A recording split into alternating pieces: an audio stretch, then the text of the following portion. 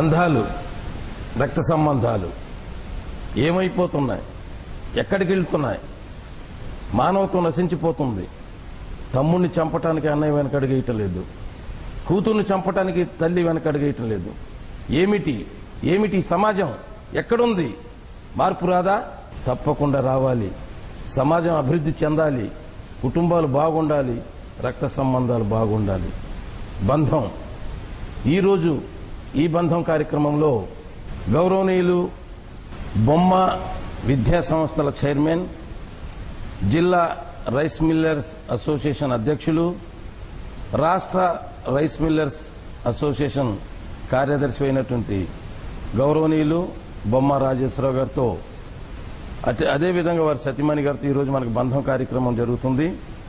ఈ కార్యక్రమంలో పాల్గొన్నందుకు వారికి, వారి కుటుంబానికి ధన్యవాదాలు తెలుపుతూ నమస్కారం అండి. సి ఛానల్ ప్రేక్షకులకు విజయదశమి, బక్రీద్, దీపావళి శుభాకాంక్షలు. సార్ రాజేశ్వరరావు, ఈరోజు సమాజం అభివృద్ధి చెందాలన్నా, సమాజంలో ప్రజలు అభివృద్ధి చెందాలన్నా, సమాజంలో ఉన్న ప్రజలు యువత కానివ్వండి, లేకపోతే వేరే ఇంకో వర్గం అయినా ఏ విధంగా స్పందిస్తే, ఏ విధంగా వాళ్ళ మార్పు వస్తే సమాజం అభివృద్ధి చెందుతుంది? ఈరోజు సమాజంలో గత వైభవాలు లేవు. గతంలో ఉన్న ఆప్యాయతలు, అనురాగాలు చాలా వరకు నశించిపోతున్నాయి. అందుకు బలమైన కారణం ఏమిటంటే, ఇదివరకు ఒక పెద్ద కుటుంబం ఉంటే ఆ కుటుంబంలో అందరూ కలిసిమెలిసి జీవించడానికి ఎక్కువ ప్రయత్నం చేసేవారు. తాతయ్య, అమ్మమ్మ, బాబాయిలు, పిన్నిళ్ళు, పెద్దమ్మలు, పెదనాన్నలతోని చాలా ఆనందంగా గడుపుకునేవాడు. కానీ ఈరోజు ఏం జరుగుతుందంటే, అంకుల్ అనే ఒక పాశ్చాత్య భాషతోని, అలాగే గ్రాండ్ ఫా అని ఇలాంటి భాషలతోని వాళ్ళల్లో ఒక రకమైన ప్రేమ ఆప్యాయత తగ్గడానికి ఇది దోహదపడుతుందని నేను భావిస్తున్నాను. అలాగే గతంలో ఏదైతే ఒక మంచి కార్యక్రమాలు, విందు వినోదాలు చేసుకుంటే అందరూ కలిసి చాలా ఆనందంగా గడుపుకునేవాడు. కానీ ఈ రోజుల్లో, ఇప్పుడున్న ఈ రాకెట్ యుగంలో చాలామంది ఒకరు కలుసుకొని జీవించడానికి, కలిసి ప్రయాణం చేయడానికి, కలిసి మాట్లాడుకోవడానికి కూడా సమయం లేని పరిస్థితులు నెలకొంది. తద్వారా ఎక్కడ కూడా ఈ బంధాలు, అనుబంధాలు చాలా వరకు తగ్గడానికి అవకాశాలు ఏర్పడుతున్నాయి. అలాగే ప్రజల్లో ఈరోజు మనం చూస్తే ఎక్కడ కూడా కనిపిస్తే హలో అంటున్నారా తప్పితే అన్నయ్య బాగున్నావా, ఎలా ఉన్నావు, ఏమిటి అనే పరిస్థితి చాలా వరకు లేకుండా పోయింది.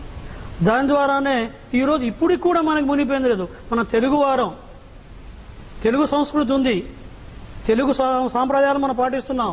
అందరం కూడా భాషా కుల భేదాలు ఏదున్నా సరే మనుషులంతా ఒక్కటే.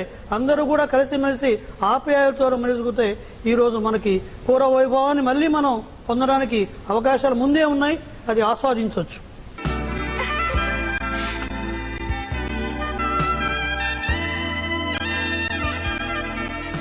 నిలిచిపోని ఇలా ఈ క్షణం, మధుర జ్ఞాపకంలా ప్రతి క్షణం.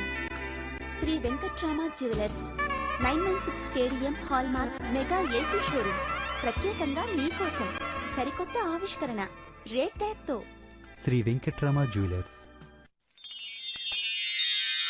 Shri Venkatrama jewellers proprietor Rayapudi Venkatramarao, Rayapudi Ranjith Kumar, Gandhi Chowk, Khammam. Madam గారు, ఈరోజు పెద్ద వయసు వచ్చిన తల్లిదండ్రులు, అంటే వృద్ధాప్యంలో వచ్చిన తల్లిదండ్రులు, కూతురైనా కొడుకైనా పిల్లల దగ్గర నుంచి ఏం కావాలని కోరుకుంటారు? అదేవిధంగా వాళ్ళ ఆలనా పాలన చూడాలంటే తల్లి తండ్రి, అంటే కొడుకైనా కూతురైనా మనవరైనా ఎవరైనా వాళ్ళ ఆలనా పాలన కూడా చూడాలని వృద్ధాప్యంలో ఉన్న తల్లిదండ్రులకు ఉంటుంది. కాబట్టి అసలు వీళ్ళు ఏం కోరుకుంటారు, ఎలా ఉండాలని అనుకుంటారనే దాని మీద మా సి ఛానల్ ప్రేక్షకులకు మీ సందేశాన్ని ఇవ్వండి. పేరెంట్స్కి ఆరోగ్యం బాగాలేనప్పుడు పిల్లలు మా దగ్గర ఉండాలని మేము కోరుకుంటామండి. అలాంటప్పుడు మేము మా పిల్లల దగ్గర ఉండాలని కోరుకుంటామండి. ఆరోగ్యం బాగాలేనప్పుడు కొంచెం మా దగ్గర చూసుకుంటారు కదా, అలా చూసుకుంటే మాకు కూడా చాలా సంతోషంగా ఉంటుంది. పిల్లలు, మనవాళ్ళు, మనవరాళ్ళు కూడా మా దగ్గర ఉండి మమ్మల్ని మేము కూడా చూస్తుంటే వాళ్ళ పిల్లలకు కూడా ఆరోగ్యం మంచిగా ఉంటుంది. వాళ్ళు కూడా చూసుకుంటా ఉంటే మమ్మల్ని మేము కూడా పిల్లలతో ఆడుకుంటే కూడా కొంచెం ఆరోగ్యాన్ని కూడా కొంచెం కుదుటపడతాయండి. వాస్తవంగా వృద్ధాప్యంలో ఉన్న తల్లిదండ్రులు ఎవరైనా కానీ పిల్లల దగ్గర నుంచి ఏం కోరుకుంటుంటే ఆలన పాలన ఆప్యాయత మంచిగా పిల్లలు కొడుకు కానీ కూతురు కానీ మనవడు కానీ మనవరాలు కానీ తను మంచి చూసి ఏళ్ళప్పుడు ఇంత భోజనం మంచి భోజనం పెట్టి చక్కటి మందులు ఇచ్చేసి ఆ ఆప్యాయతతో ఆ పిల్లల్లో ఎవరైతే మనకి మందులు ఇచ్చేస్తున్నారో ఆ మందులు ఇచ్చేటప్పుడు కానీ అన్నం పెట్టేటప్పుడు కానీ మేము వృద్ధులం అనే అభిప్రాయం వాళ్ళ రాకుండా చూడటం కోసం తప్పకుండా ఈ కొడుకులు కానీ కూతురు కానీ ప్రయత్నం చేస్తే అసలు వృద్ధులుగానే ఎప్పుడు అసలు భావించరు.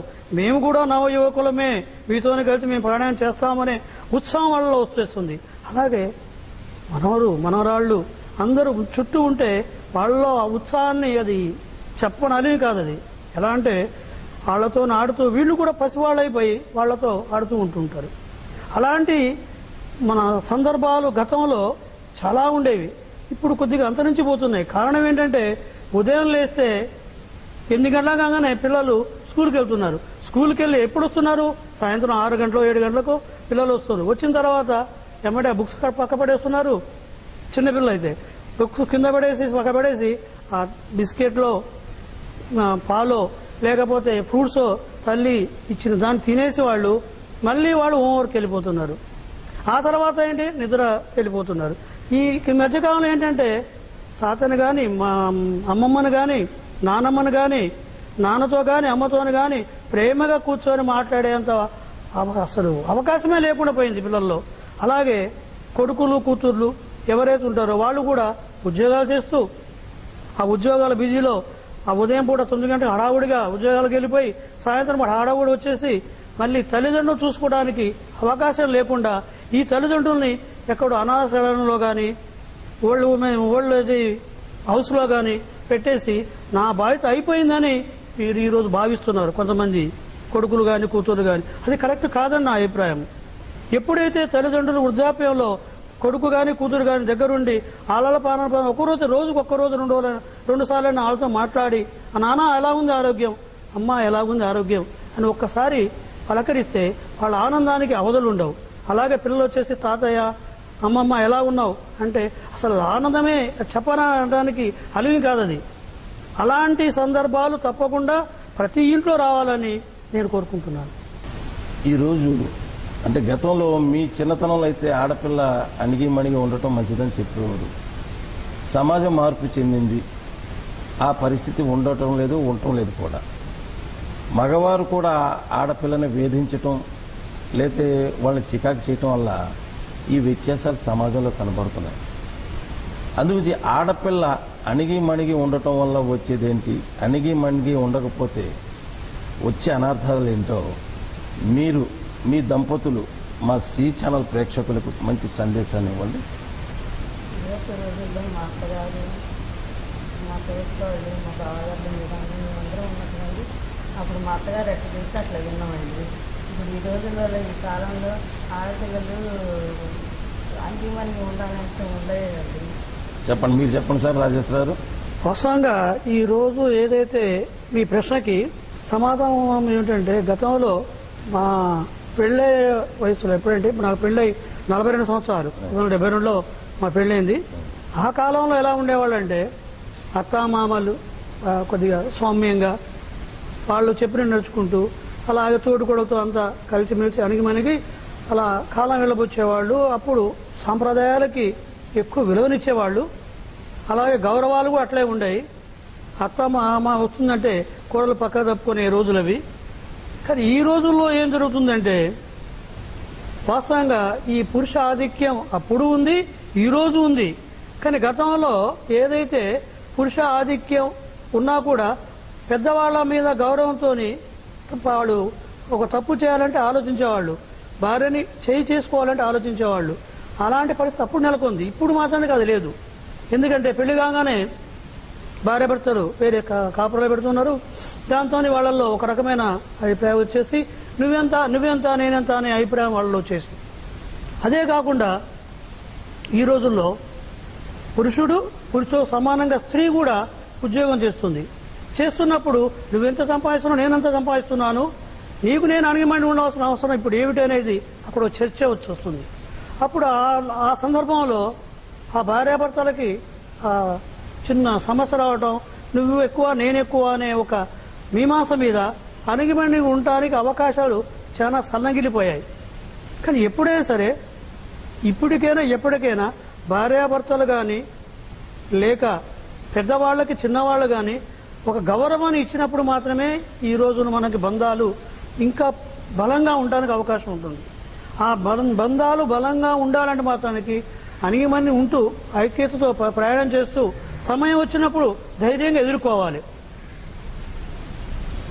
ఆ ధైర్యంగా ఎదుర్కొన్నప్పుడు మాత్రమే ఈరోజు ఈ బంధాలు మనకి మంచిగా ఉంటాయి. ఏ రోజైతే మనం అందరినీ గౌరవించగలుగుతామో, చిన్నవాళ్ళు పెద్దవాళ్ళని గౌరవించగలుగుతామో అప్పుడు ఆప్యాయతలు ఇంకా పెరుగుతాయి. ఈరోజు అది ఇక్కడ మనకి ఎక్కడ చూసినా, మన ఖమ్మంలో కాకుండా మన హైదరాబాద్లో చూస్తే ఇది ఎక్కడ మచ్చు కూడా కనబడదు.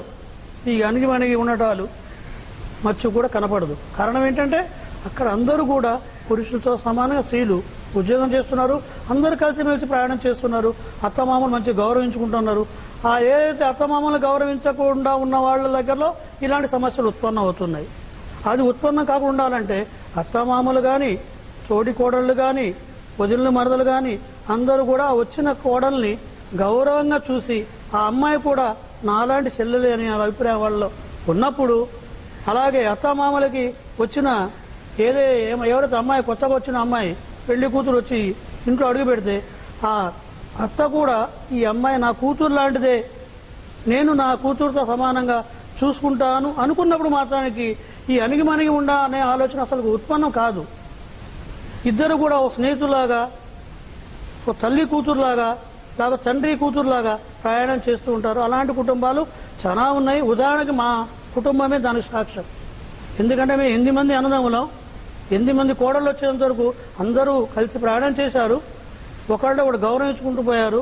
చెల్లె వచ్చి ఏదమ్మా బాధ ఉంటే అక్క వచ్చి మందులు ఇచ్చేది.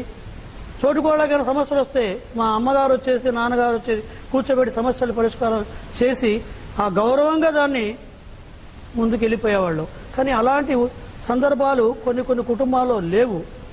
అన్ని కుటుంబాల్లో ఇలాంటి సందర్భాలు ఉంటే అన్ని కుటుంబాలు కూడా ఈరోజు కలిసిమెలిసి ప్రయాణం చేస్తూ బంధాలని పెంచుకోవడానికి ఇది ఉపయోగపడుతుందని నేను మనస్ఫూర్తిగా భావిస్తున్నాను.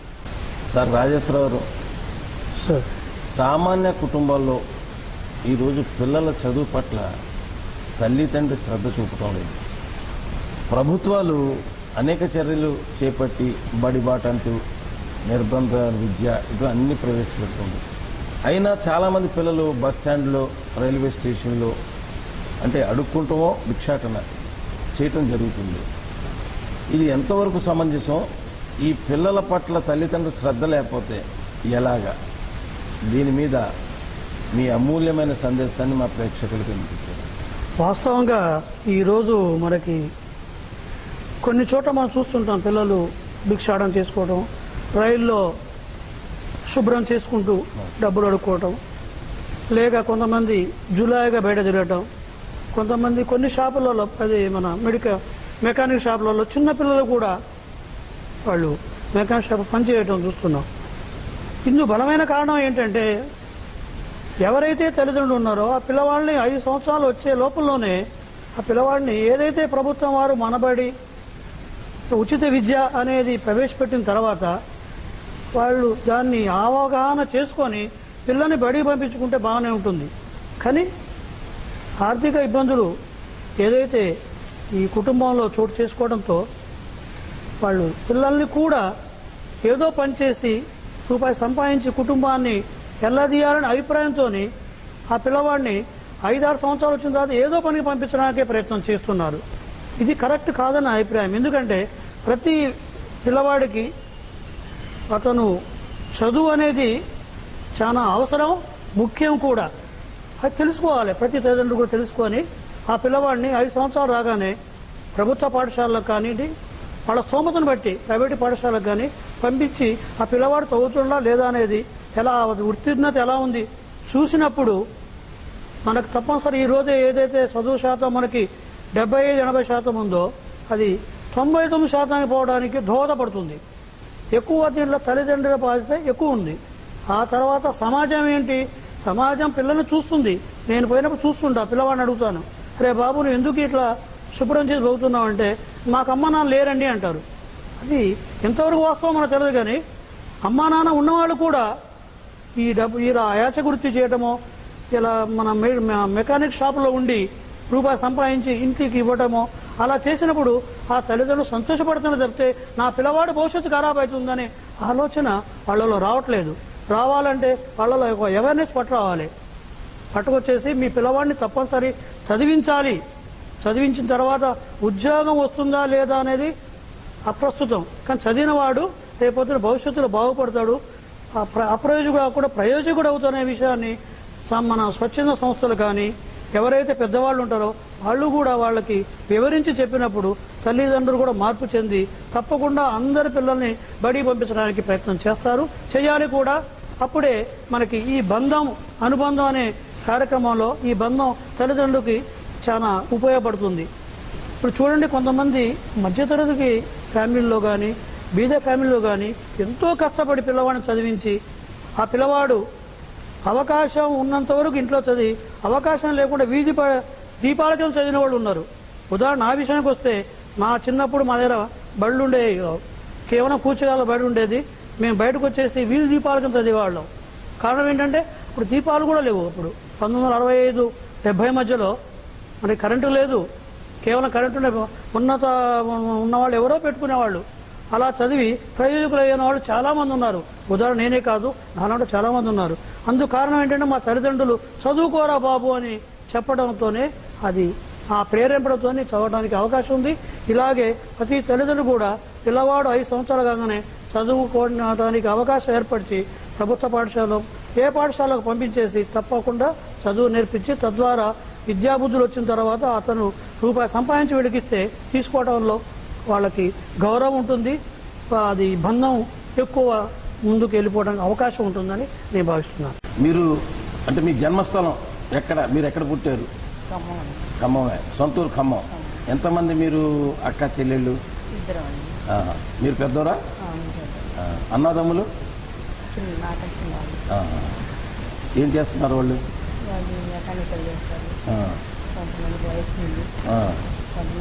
వ్యాపారాలు ఉన్నారన్నమాట. ఏం చదువుకున్నారు మీరు అప్పట్లో? 7th అంటే ఇంచుమించు ఇప్పుడు డిగ్రీతో సమానం. Right right right. మీ కుటుంబంలో ఎవరైనా రాజకీయాలకు సంబంధించిన వ్యక్తులు కానీ ఫ్రీడమ్ ఫైటర్స్ కానీ ఉన్నారా? ఉన్నారండి. ఎవరు? మా మామగారు ఉన్నారు, నన్ను సాగారు ఆయన ఫ్రీడమ్ ఫైటర్ అండి. మా మామగారు సాగుతున్నారు, సాగుకొని పెళ్లి చేశారు. ఇప్పుడు మీ బంధాలు ఎలాగున్నాయి? రక్త సంబంధాలు మీ బ్రదర్స్తో కానీ మీ సిస్టర్స్తో కానీ మీకున్న ఆప్యాయత అనురాగాలు ఏంటో ఒక్కసారి మా ప్రేక్షకులకు చెప్పండి. అంటే ఇప్పుడు వెనకటి రోజులు కదండి, అవును, బాగుంటారండి. వెనకటి రోజుల్లో అట్లా అలా ఉంటారు కదా. అవునండి. అన్నలు, తమ్ముళ్ళు, అక్కలు, చెల్లెళ్ళు, అమ్మ, నాన్న అంటే ప్రేమ. ఇప్పుడు ఈ రోజుల్లో అలా ఉండట్లేదు కదండి. అవునండి. అప్పుడు బాగుంటాం. ఇప్పుడు కలిసినా కూడా మంచిగా మాట్లాడుకుంటాం. అన్నయ్య, ప్రేమ, అభిమానం అన్ని ఉంటాయి. అభిమానాలు, అక్క, చెల్లెళ్ళు అన్ని ఉంటాయి. ఎక్కడన్నా ఉన్నా మా చెల్లె గారు ఫోన్ చేస్తారు, నేను కూడా ఫోన్ చేస్తాను. అవునండి. ఇప్పుడు ఆ రోజులు అన్నట్టు చేస్తాను. ఈ రోజులు ఎవరు చేయట్లేదు, అందరూ జాబ్లకు వెళ్తారు, పిల్లల్ని చూసుకోవటం. అవునండి. వెళ్తున్నారు కాబట్టి వెనకటి రోజులు కాబట్టి బాగుంటారు ప్రేమగా. ఇప్పుడు ఈ రోజుల్లో ఎక్కువ ఉంటారు కదా, ఎవరి పనులు వాళ్ళు చేసుకుంటా ఉంటారు, ఎవరి పిల్లల్ని వాళ్ళు చూసుకుంటారు, జాబ్లకు వెళ్తారు, భార్య భర్తలు అలా ఉంటారు. వెనకటి రోజులు అంటే మంచిగా ఉంటారు ప్రేమ. ఇప్పుడు కూడా కలిసినా కూడా మంచిగా మాట్లాడతారు. ఇవాళ పండగ కదా, మీ రక్త సంబంధికుల్లో ఎవరితో ఫోన్లో మాట్లాడారు మీరు ముందుగా? ఈ రోజు చేయలేదా? పండగ కట్ట హడావుడిలో ఉన్నారు, చేస్తారు. పాపతో కూడా ఫోన్ చేస్తున్నట్టుగా అవునవును. ఈ రోజు చేయలేదండి. Right right. ఎంతమంది పిల్లలు మీకు? మాకు 3 పాపలు, 1 బాబు. బాబు ఒక్కరే. మిమ్మల్ని ప్రేమగా చూసుకునేది ఎవరు? అందరు చూస్తారండి. కరెక్టే, ప్రతి ఒక్కరి తల్లి మీద ప్రేమ ఉంటుంది. తల్లి అంటే వాళ్ళిద్దరు ముగ్గురు వేరే వెళ్ళారు కదండి, మ్యారేజ్ చేసుకొని. ఉన్నది మా బాబాయ్గా, మా కోడలేగా, వాళ్ళు బాగా చూసుకుంటారు మమ్మల్ని. అమెరికాలో ఉన్న పాప బాగా చూస్తుందేమో అనుకుంటాను మిమ్మల్ని.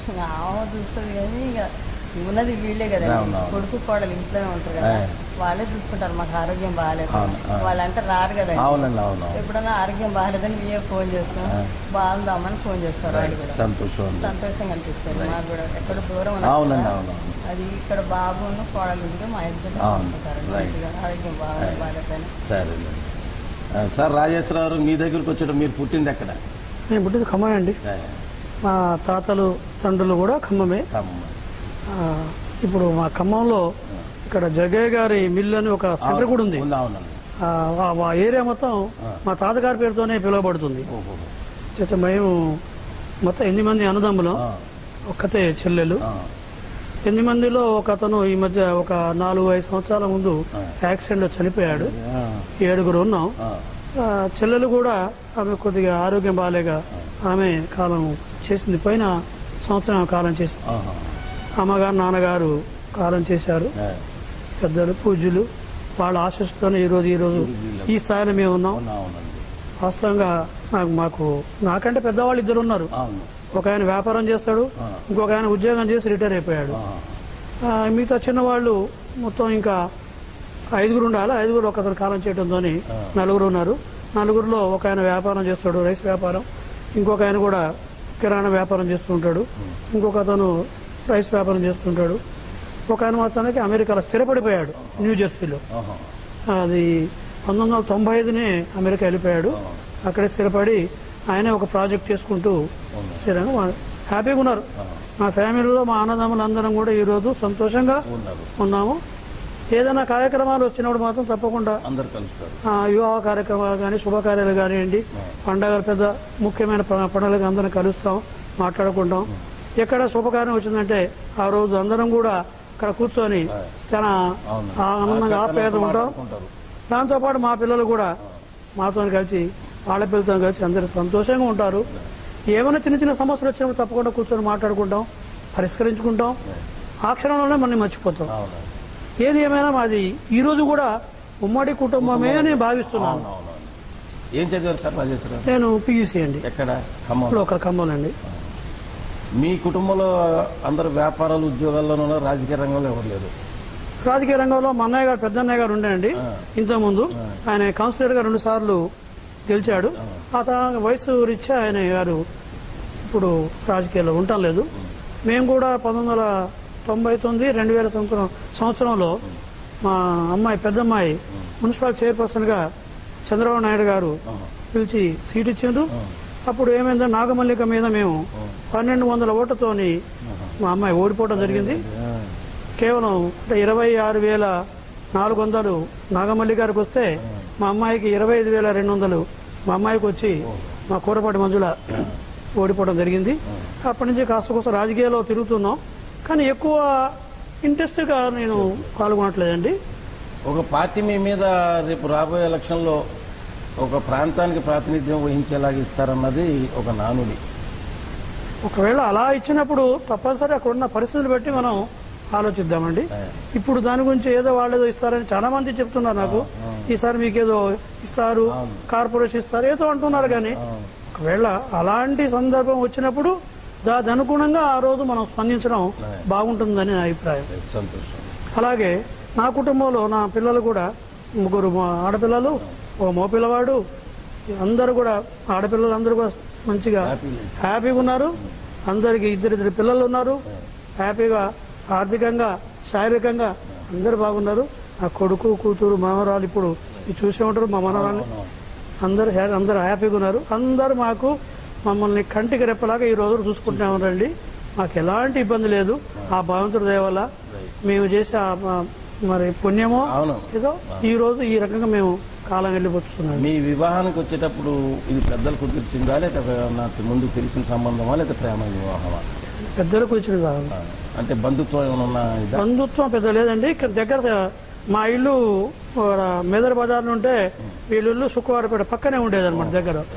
మేము ఎన్నో సంబంధాలు చూసిన తర్వాత లాస్ట్కి మా నాన్నగారు వాళ్ళ అమ్మాయి బాగుంటుంది, ఉదారు వాళ్ళ అమ్మాయి వీళ్ళ ఇంటి పేరు ఉదారు వాళ్ళు, అది బాగుంటుందంటే వారితో ఆ రోజు ఆ కార్యక్రమం ఎట్లా ఎక్కడెక్కడ తిరిగి లాస్ట్కి పక్కనే అమ్మాయిని పెళ్లి చేసుకొని ఈ రోజు సుఖంగా మేము హ్యాపీగా ఉన్నాం, సంతోషంగా ఉన్నాం.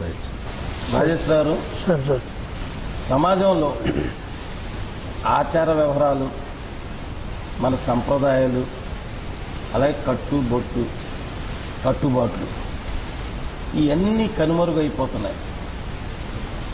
అసలు ఈ వ్యవస్థలో ఎందుకు కనుమరుగైపోతున్నాయి? దీంట్లో ప్రధానంగా వస్త్రాధారణ. ఒకప్పుడు ఆడపిల్లలు నిండుగా లంగా ఓని వేసుకుని కనపడేవారు. మీ చిన్నతనంలో అయితే మా చిన్నతనంలో ఎక్కడైనా ఇప్పుడు చూద్దామంటే కనపడటం లేదు.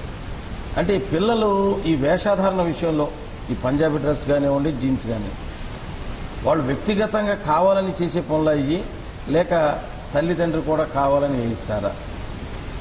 దీని మీద చక్కటి ఒక సందేశాన్ని మా ప్రేక్షకులకి, ఈ వస్త్రాధారణ ఎలాగుంటే బాగుంటుంది, ఈ ఆచార వ్యవహారాలు మర్చిపోకూడదు, దీని మీద ఒక సందేశాన్ని ఇవ్వండి సార్. వాస్తవంగా ఈరోజు మనకి ఈ వస్త్రాధారణ మీదనే చాలా వరకు మన సాంప్రదాయాలు ఆధారపడి ఉన్నాయి. ఇదివరకే మా చిన్నప్పుడు పట్టు లంగాలు కానీ, లంగా ఓణీలు వేసుకొని ఆడపిల్లలు, చిన్నపిల్లలు కానించి పెద్దవాళ్ళకు ఓణీలు, లంగా ఓణీలు వేసుకొని, పెద్దవాళ్ళేమో చీరలతోని నిండుగా కనిపించేవారు. అప్పుడు ప్రతి వాళ్ళు కూడా ఆడపిల్ల అంటే, ఆడకూతురంటే నమస్కారం పెట్టాలని ఒక అభిప్రాయం మనుషులు వచ్చేది. పోను ఏమైంది, అది పంజాబ్ డ్రెస్కి దిగజారిపోయింది.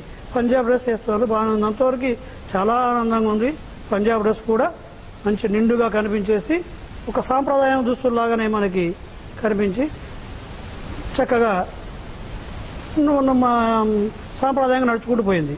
కానీ ఇప్పుడు ఏమైందంటే పోను జీన్ ప్యాంట్లని లేకపోతే కట్స్ వేసుకుని ఆడపిల్లలు అర్ధనగ్నంగా కనిపించడం కానీ, మగపిల్లలేమో అక్కడక్కడ రంధ్రాలు పెట్టుకొని ప్యాంట్లు వేసుకోవడం, ఆ విపరీతమైన ఎక్స్పోజ్ చేసుకుంటూ ప్యాకెట్లు, ఒక ప్యాంటుకి ఇంటి ప్యాకెట్లు ఉంటాయి మగపిల్లలకి. ఆడపిల్లలకైతే ఎక్కడ వరకు వాళ్ళు కట్స్ చేస్తారో వాళ్ళకే అర్థం కాదు.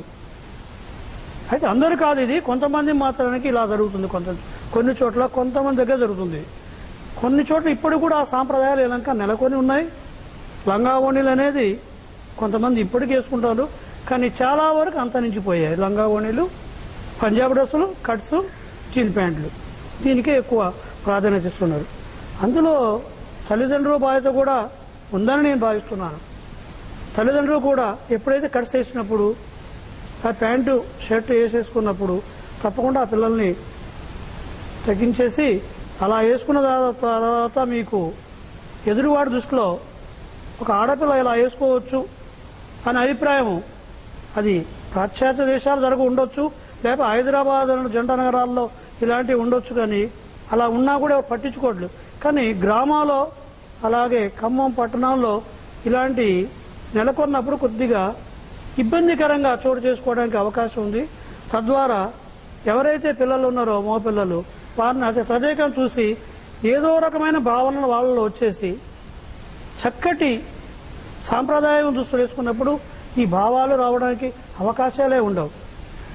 ఏదైతే మనకు బంధాలు పెంచుకోవాలనుకుంటే ఎప్పుడైనా సరే పంజాబ్ డ్రెస్ కానివ్వండి, అది లంగావణి కానివ్వండి, చీర కానీ, ఆ చీరలో కట్టుబొట్టు చీర చూసినప్పుడు ఎంత అందంగా స్త్రీ కనిపిస్తుందంటే చేతులెత్తి నమస్కరించాలని పెద్దవాళ్ళకి, చిన్నపిల్లలు అయితే ఆప్యాయతగా అమ్మ బాగున్నావా అని చెప్పాలనిపిస్తుంది. అది పరిస్థితి.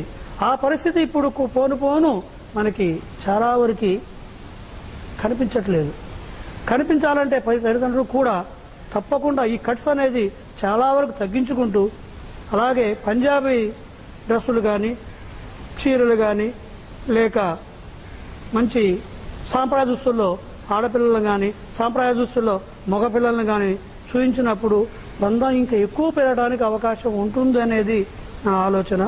దానికి తల్లిదండ్రులు తప్పకుండా పిల్లల్ని ఆ క్రమంలో పెంచుకుంటూ పోతే పిల్లలు కూడా అలవాటైపోతారు. సార్ రాజేశ్వరరావు గారు, ఈరోజు మీ ఇంట్లో బంధం కార్యక్రమం జరిగింది. ఈ బంధం కార్యక్రమం ఎలా ఉంది, ప్రేక్షకులకు ఏ విధంగా ఉపయోగపడుతుంది అన్నది మీరిద్దరూ మాకు ఒక సందేశాన్ని ఇవ్వండి. ఈరోజు ఏదైతే ఈ బంధం కార్యక్రమం శ్రీ ఛానల్ యాజమాన్య వారు ఏర్పాటు చేసిండ్రో, దీని ద్వారా చాలా వరకు ఈ బంధాలు, అనుబంధాలు ఎక్కువ పెంపొందించుకోవడానికి ఉపయోగపడుతుందనే అభిప్రాయం నాలో ఉంది. ఎందుకంటే అంతరించిపోతున్నటువంటి బంధాలు, అనుబంధాలన్నీ కూడా ఒక దగ్గర తీసుకొచ్చేసి ఆప్యాయతలు, అనురాగాలు పెంచుకోవడానికి ఇది ఒక ఉపయోగకారిగా ఉంటుందనేది నా అభిప్రాయం.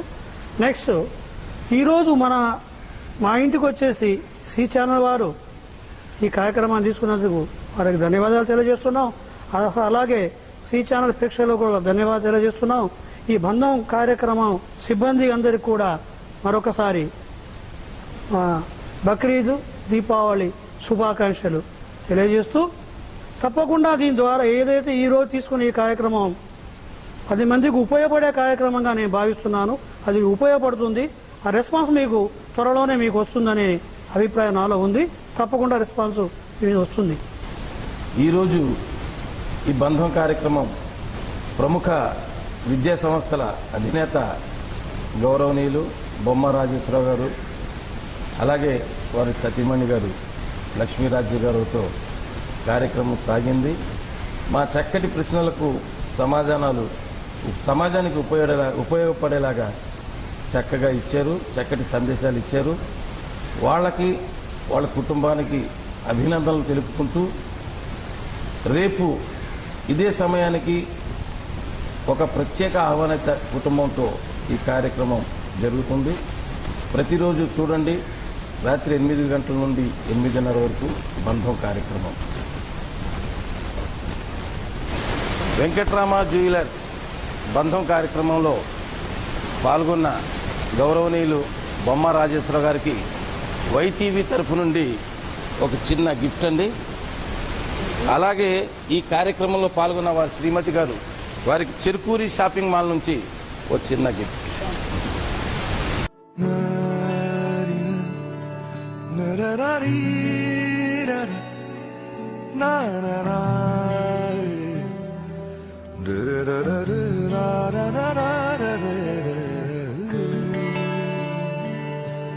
Da da da dee